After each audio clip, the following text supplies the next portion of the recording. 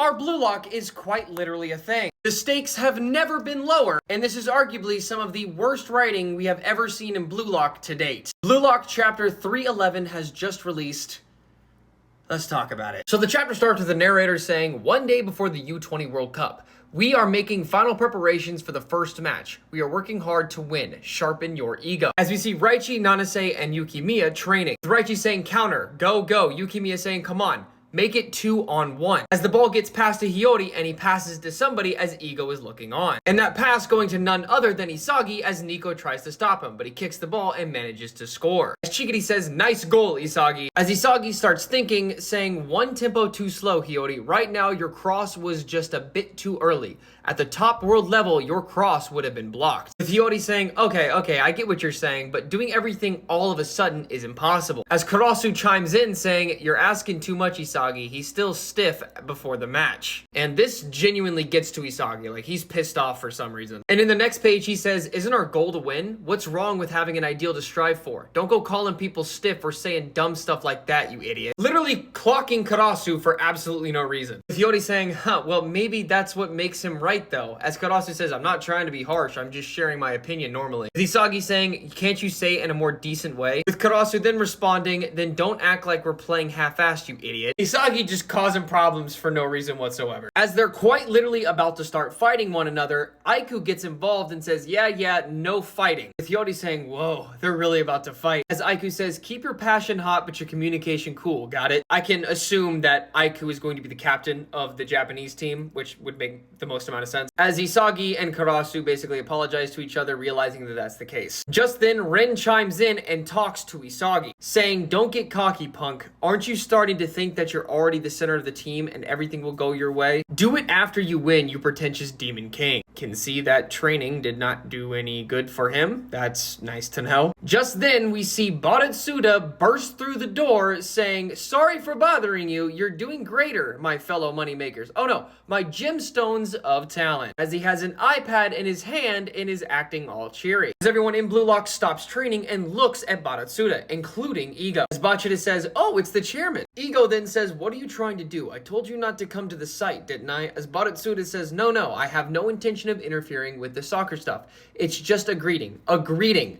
Boom, boom, hello, Blue Lock. I just thought it'd be better to let them know about the deal we made. Knowing about it would boost their motivation too, right? As this quite literally confuses Isagi and gets to Ego. Baratsuda then continues talking to the Blue Lockers saying, the maximum player in the U20 World Cup is not 23, but 26.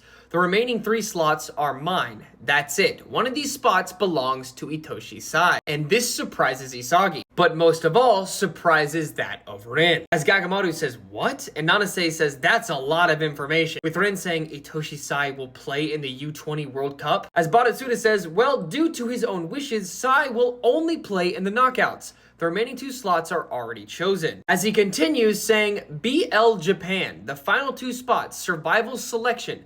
Blue Lock Japan last 2 Side B begins, and this Side B will gather around 300 players for a new Blue Lock. We'll record and broadcast this heated battle on Blue Lock TV, edit it, and fire up Japanese soccer.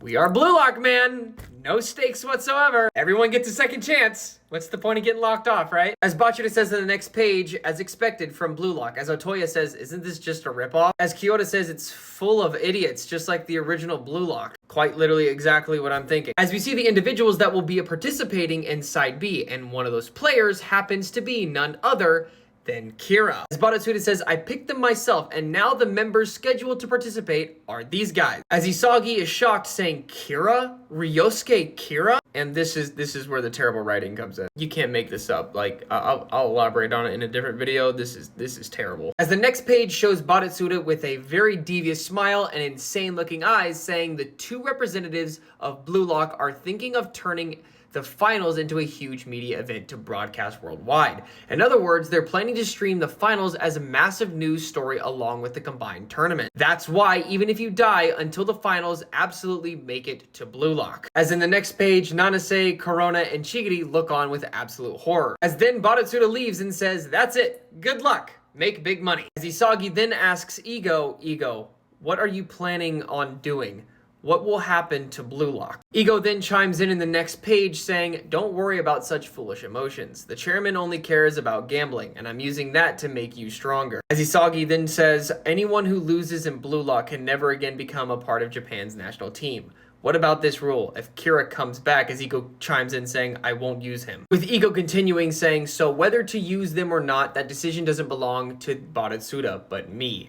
Either way, if some unexpected troublemaker shows up, you guys won't get to choose whether they stay. Also, Shido mention! As Isagi says, then even Baratsuda's selection is part of the Blue Lock system. As Ego says, it's outside the plan. Just some trash playing around. But yeah, think of it that way. And if we can't win this U20 World Cup, then none of it matters. As we see Ego continue in the next page, as Baratsuda's aura circles around him, he says, I'll be expelled from the Blue Lock project. My position is not really different from yours.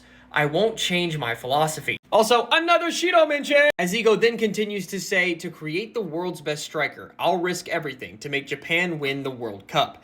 Until this Ego comes to life, Blue Lock won't be handed over to anyone. As we get an outside look of Blue Lock and Isagi smiling, Ego then continues saying, now then, for the first match against Nigeria, I will announce the regulars. You then see in the next page people wearing Blue Lock jerseys and the posters that we saw earlier on during the Nagi chapters, and the little kid that cheered on Isagi all those chapters back, wearing Isagi's jersey, which I think is adorable. That's Isagi's #1 biggest fan. I'm just putting that out there. And in the very final page of Blue Lock chapter 311, the narrator says, 2 hours left before opening of the U20 World Cup. Just a little longer until it begins. What will this mysterious silence lead to? No break next week as we see Nagi walk back towards Blue Lock. Only this time with hope in his eyes. Pardon my language, where the fuck are the stakes? The stakes aren't even in Blue Lock anymore. What is this even about? Part of this chapter is just terrible writing. Why are we inviting these people back? What will they benefit? They're not even going to be able to play.